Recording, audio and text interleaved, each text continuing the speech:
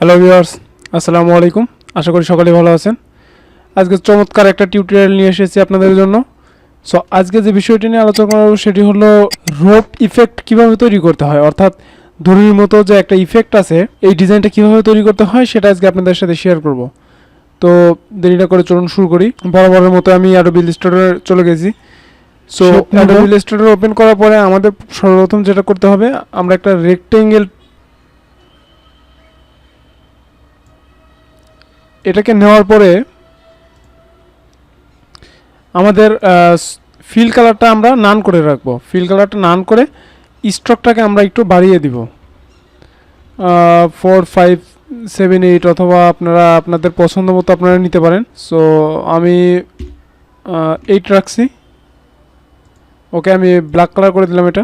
দেন যেটা করতে হবে, এটাকে ডিরেক্ট সিলেকশন টুলসের মাধ্যমে প্রথমে এইটা এবং কিবোর্ড থেকে শিফট প্রেস করে এটাকে সিলেক্ট করতে হবে। দেন দুইটাকে একসাথে সিলেক্ট করে রাউন্ড করে দিতে হবে কর্নারগুলোকে।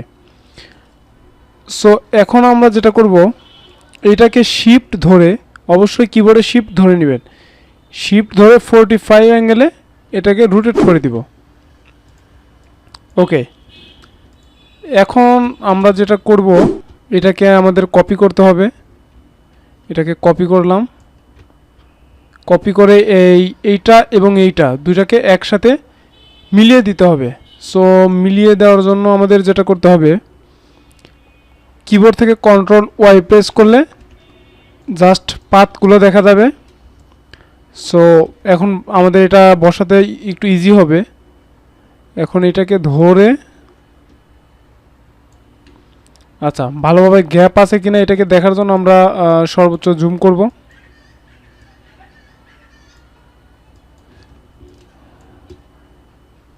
এই দেখতে পাচ্ছেন যে একটু হালকা গ্যাপ আছে। অবশ্যই এটাকে মুভ করানোর সময় অবশ্যই শিফট প্রেস করে নেবেন।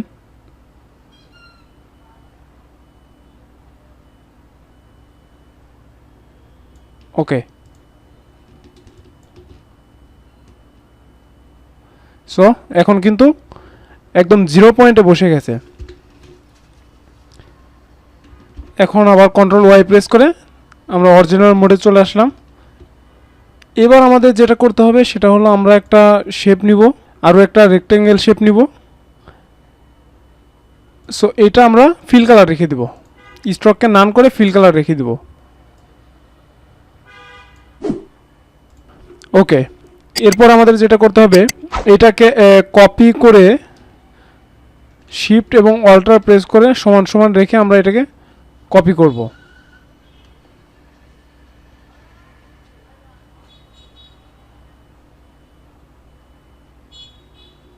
এই যে ইন্টারসেক্ট দেখাচ্ছে। এবার যদি আমরা দুইটাকে যদি সিলেক্ট করি একসাথে, তাহলে দেখতে পারবো যে এইটার দূরত্ব এবং এটার দূরত্ব কিন্তু অনেকটা কম বেশি।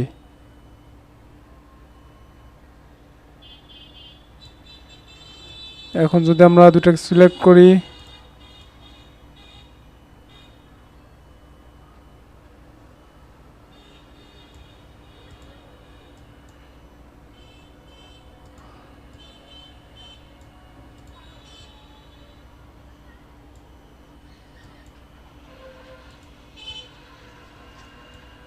ওকে, দুইটাকে আমরা ইন্টারসেক্ট করে দিলাম। এখন আমরা সবগুলোকে একসাথে সিলেক্ট করে, এই যে দেখতে পাচ্ছেন যে এটাও সেন্টারে, এটাও সেন্টারে। এখন আমরা যেটা করব, কিবোর্ড থেকে Shift+M প্রেস করব। তাহলে আমাদের এই যে শেপ বিল্ডার যে টুলস আছে এটা ওপেন হবে। সো এটা ওপেন করার মূল উদ্দেশ্য হলো, আমরা এই যে এই অংশটুকুকে আমরা কেটে নিব।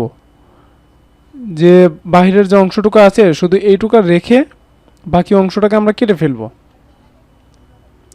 সো এটার জন্য যেটা করতে হবে, কিবোর্ড থেকে অল্টার প্রেস করে ধরে এই যে এখান থেকে কেটে দিলাম, এটাকে কেটে দিলাম। ওকে, ডান।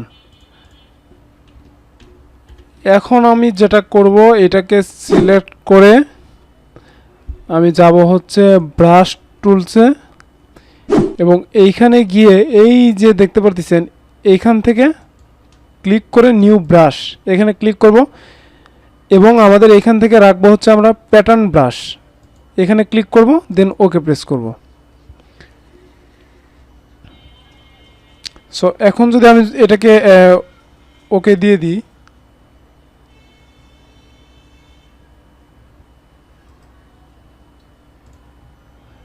আমি যদি এখন একটা ইলিপস নিই অ্যান্ড দেন এইখান থেকে যদি এটাকে প্রেস করি তাহলে দেখতে পারবো এই যে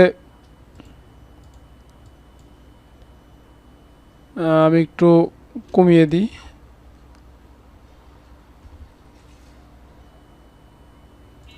সো এই যে দেখতে পারতেছেন এখন কিন্তু রোপ বা দড়ির মতো কিন্তু অলরেডি যে শেপটা আমি চাচ্ছিলাম অলরেডি কিন্তু সেটা কিন্তু তৈরি হয়ে গেছে। এখন আপনি যদি চান এখান থেকে কালার চেঞ্জ করবেন, এখন যদি এখান থেকে কালার চেঞ্জ করি তাহলে কিন্তু এটা কালার চেঞ্জ হবে না। এই যে দেখেন এটা কিন্তু কালার চেঞ্জ হবে না। সো এটাকে কালার চেঞ্জ করার জন্য আপনাকে যেটা করতে হবে অবজেক্ট এক্সপান্ড, দেন এখন যদি আপনি চান যে কোনো কালার এটা দিতে পারবেন আপনার মনের মতো করে, যে কোনো কালার এটাকে দিয়ে দিতে পারবেন।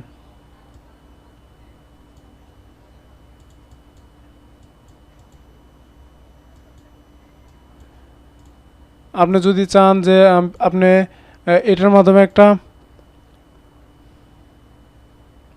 অ্যালফাবেট তৈরি করবেন,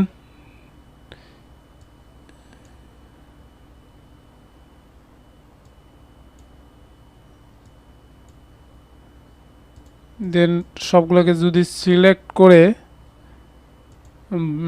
ব্রাশে গিয়ে যদি আমি এখানে ক্লিক করি অ্যান্ড দেন এখান থেকে যদি কমাতে থাকি তাহলে এই যে দেখতে পাচ্ছেন যে রূপের মতো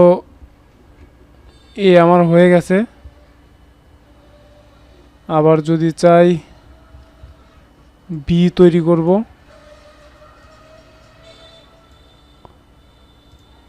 সো এটাও কিন্তু সম্ভব।